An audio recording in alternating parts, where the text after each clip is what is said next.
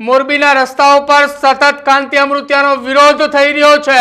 મનપામાં રજૂઆત છતાં કામનો ઉકેલ ન આવતા લોકો રસ્તા ઉપર આવ્યા હતા। મોરબીમાં હજુ પણ ચક્કાજામ પેટર્ન યથાવત જોવા મળી રહી છે।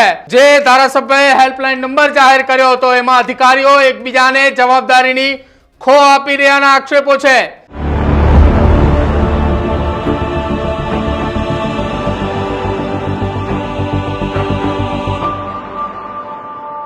नमस्कार, आप જોઈ રહ્યા છો ન્યૂઝ રૂમ ને આપની સાથે હું છું પ્રદીપ।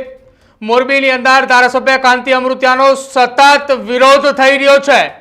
ધારાસભ્ય કાંતિ અમૃતિયા કે જેણે ગોપાલ ઇટાલિયાને મોરેની લડાઈમાં ચેલેન્જ આપી હતી એ મોરબીમાં હજુ પણ ચક્કાજામ પેટર્ન યથાવત જોવા મળી રહી છે।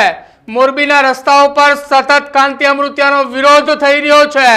ધારાસભ્ય કાંતિ અમૃતિયાનો સનાળા ગામ નજીક ધર્મનગરના સ્થાનિકોએ રોડ પર ચક્કાજામ કરતા ટ્રાફિક જામના દ્રશ્યો પણ સર્જાયા હતા। ખખડધજ રસ્તા અને વરસાદી પાણી ભરાવાથી બેહાલ લોકોએ મોરબીના રસ્તા ઉપર ચક્કાજામ કર્યા હતા।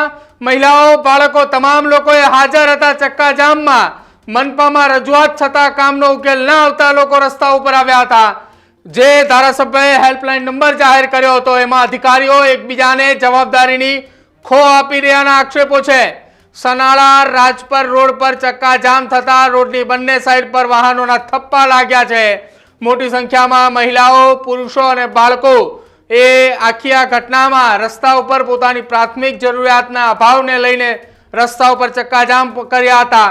સ્થાનિકોની માંગ હતી કે જ્યાં સુધી લેખિત રજૂઆત ન આપવામાં આવે કે આ પ્રશ્નોનું નિરાકરણ કેટલા દિવસમાં આપવામાં આવશે ત્યાં સુધી ચક્કાજામ યથાવત રહેશે। સતત મોરબીમાં વિરોધો થતા અધિકારીઓ અને નેતાઓ મૂંઝવાયા છે। કાંતિ અમૃતિયાએ સતત રસ્તાઓ પર ઉતરી લોકોના કામ કરી રહ્યા હોવાના ફોટા તેમના સોશિયલ મીડિયામાં આવી રહ્યા છે। બીજી તરફ લોકોએ સતત મોરબીની અંદર ધારાસભ્ય કાંતિ અમૃતિયાનો વિરોધ નોંધાવી રહ્યા છે। આ વિરોધને લઈને સતત એ મોરબીની અંદર અધિકારીઓ અને પોલીસ કર્મચારીઓએ સતત વહેલી સવારથી લઈને મોડી સાંજ સુધી દોડધામ કરી રહ્યા છે। સવારના મોરબીના કોઈ બીજા વિસ્તારમાં વિરોધ પ્રદર્શન ચાલતું હોય, સાંજે મોરબીના પેલા ખૂણે એટલે કે અલગ અલગ જગ્યા ઉપર મોરબીમાં સ્થાનિક લોકોએ સતત વિરોધ નોંધાવી રહ્યા છે। બીજી તરફ ધારાસભ્ય કાંતિ અમૃતિયાએ સતત લોકો માટે કામ કરી રહ્યા હોવાના ફોટા તેમના સોશિયલ મીડિયામાં દેખાડી રહ્યા છે। પરંતુ મોરબીની સ્થાનિક જનતા શું માંગી રહી છે, શું તેમને તેમની પ્રાથમિક જરૂરિયાતો જોઈએ છે, કેમ તેમને લેખિત રજૂઆતો એ અધિકારીઓ પાસેથી જોઈતી છે, એ વાતને લઈને હજુ પણ મોરબીના અધિકારી અથવા મોરબીના ધારાસભ્ય કાંતિ અમૃતિયા એક પણ વાર આ લોકોની વચ્ચે ન પહોંચ્યા હોવાની વાત પણ સામે આવી રહી છે। કેટલીક જગ્યાઓ પર રોડ રસ્તા અને પાણીને લઈને સમસ્યા છે તો કેટલીક જગ્યાએ વરસાદી પાણી ભરાવાની સમસ્યા છે તો કેટલાક વિસ્તાર અને કેટલીક જગ્યાઓ પર સ્થાનિકોનો એવો પ્રશ્ન છે કે અહીંયા ડ્રેનેજની સુવિધા નથી। સતત 30 વર્ષથી ધારાસભ્ય કાંતિ અમૃતિયા ત્યાંથી ચૂંટાઈને આવે છે, તેમ છતાંય તેમનો આટલો આ જન આક્રોશ તેમની સામે આ જન આક્રોશ જોવા મળી રહ્યો છે, વિરોધ જોવા મળી રહ્યો છે। કયા કારણોસર મોરબીની અંદર સતત સ્થાનિક લોકોનો આ ચક્કાજામ પેટર્ન યથાવત જોવા મળી રહ્યો છે, કેમ મોરબીમાં લોકો ફરી એકવાર કાંતિ અમૃતિયાનો વિરોધમાં ઉતર્યા છે, શું કઈ સ્થાનિક લોકો કહી રહ્યા છે એ સાંભળો। અમે ધરમનગરમાં રહી છીએ, અમારે ક્યાંય હલાય એમ નથી અને ક્યાંય લાઇટ છે નહીં, કોઈ અમારી અરજી સાંભળતા નથી। ફરિયાદ કરી છે, કોઈ કાન જ નથી દેતા। હા આવી છે ને કોઈ આવતા છે નહીં, અમે હાલીને પડી ગયા। હા લાઇટું નથી, કાંઈ નથી અમારી વ્યવસ્થા, રોડ નથી, લાઇટું નથી। રોડ ધર્મનગર સોસાયટી છે અને અહીં કાદવ કિચડની પૂરેપૂરું તમે જો રસ્તો તમે જોઈ શકો છો, એકદમ કાદવ કિચડવાળો છે। વારંવાર ફરિયાદો કરી છે, વારંવાર આજથી 5 દિવસ પહેલાં એક ભાઈ કોઈ મોકલા હતા, જેવી રીતે વોટ્સઅપ નંબર આપેલા છે, કમિશનરના નંબર આપેલા છે કે ભાઈ તમારે કોઈ ફરિયાદ હોય તો આ કલેક્ટરના નંબર આપેલા છે, આમાં તમે વોટ્સઅપ કરો, ફરિયાદ કરી શકો છો। આજ 5 દિવસ પહેલાં અમે ફરિયાદ કરેલી હતી। એક ભાઈ કોઈ ગઢવીભાઈ કરીને આવેલા હતા, એ કે તમારું કાલ આજે બપોર પછી થઈ જશે, કે હું તમને ઇન્ચાર્જ એક ખુશભાઈના નંબર આપું છું। ઇન્ચાર્જ ખુશભાઈના નંબર ઉપર ફોન કર્યો હતો કે ખુશભાઈ કે મારા એરિયામાં નથી આવતું ભાઈ, તમને હું નીરવભાઈનો નંબર આપું, નીરવભાઈમાં ફોન કરો અથવા નીરવભાઈમાં વોટ્સઅપ કરો। તો અમે બધા નીરવભાઈના નંબર ઉપર ફરિયાદ બી કરેલી, ફોન બી કરેલો અને વોટ્સઅપ કરેલું। તો નીરવભાઈ કહે કે આજ બપોર પછી તમારી સમસ્યા થઈ છે, સમસ્યાનું નિવારણ થઈ જશે, તમે કાંઈ એવું કરશો નહીં. એના માટે અમે 2 દિવસ પહેલાં જે આ ચક્કાજામનું આંદોલન મુલતવી રાખ્યું હતું, પણ આજ 2 દિવસને બદલે 5 દિવસ થઈ ગયા છતાંય કોઈ આવ્યું નથી.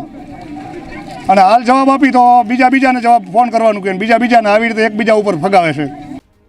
તો અધિકારીઓ સતત કહી રહ્યા છે કે અમારા વિસ્તારની અંદર તમે મુલાકાતે, સ્થાનિક લોકો કહી રહ્યા છે અધિકારીઓને કે તમે અમારે કામ કરો, હેલ્પલાઇન નંબર ઉપર ફોન કરી રહ્યા છે.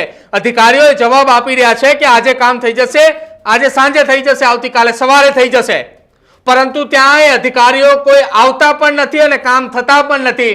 આ આક્ષેપો એ મોરબીના ધર્મનગર વિસ્તારના સ્થાનિક લોકોના આક્ષેપો છે.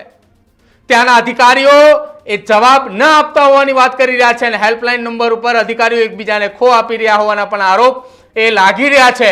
ધારાસભ્ય કાંતિ અમૃતિયાએ આ તમામ લોકોની પ્રાથમિક સુવિધાઓનો જે અભાવ છે એના વિશે વિચારવું પડશે. ધારાસભ્ય ભલે એવું કહેતા હોય કે અમે એક બાદ એક વિસ્તારના કામો કરી રહ્યા છીએ, 100 કરોડના કામો કરી રહ્યા છે, પરંતુ કાંતિભાઈ તમે ત્યાં 30 વર્ષ ધારાસભ્ય રહ્યા હતા. આટલા વર્ષ સુધી જો તમે ધારાસભ્ય રહ્યા હોય ને તેમ છતાંય તમારા વિસ્તારની અંદર લોકો આ પ્રકારની ચક્કાજામ પેટર્ન યથાવત રાખે અને તમારો વિરોધ કરે ને તો તમારે પણ વિચારવું જોઈએ કે વિસ્તારની અંદર તમે 30 વર્ષની અંદર કેટલા કામ કર્યા. મોરાની લડાઈની અંદર રાજીનામું આપવાની વાત કરી રહ્યા છો.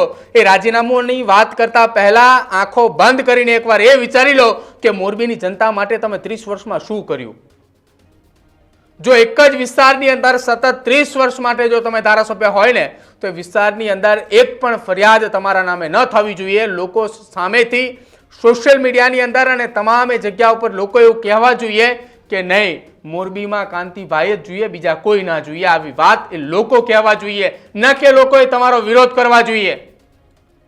તમે એમ પણ કહેશો કે ના, લોકો એવું કહી રહ્યા છે કે મોરબીમાં કાંતિ અમૃતિયા જ જોઈએ, પરંતુ એ તમારા જ રાજકીય પાર્ટીના નેતાઓ અને કાર્યકર્તાઓ કહેશે, જનતા નહીં કે. કેમ કે જનતાએ આ રીતે ચક્કાજામ કરીને વિરોધ કરી રહી છે, કેમ કે એ જ જનતાએ તમને ટેક્સના પૈસાથી તમે પગાર લઈ રહ્યા છો અને એ જ જનતાએ તમારો વિરોધ કરી રહી છે. ગુજરાતની જનતા જાય તો જાય ક્યાં, ટેક્સ પણ ભરે અને આ પ્રકારની મુશ્કેલી પણ ભોગવે. તમારું શું માનવું છે મોરબીની જનતા કરી રહેલી આ વિરોધને લઈને તે કમેન્ટ સેક્શનમાં જણાવજો. જોતા રહેજો ન્યૂઝરૂમ. નમસ્કાર.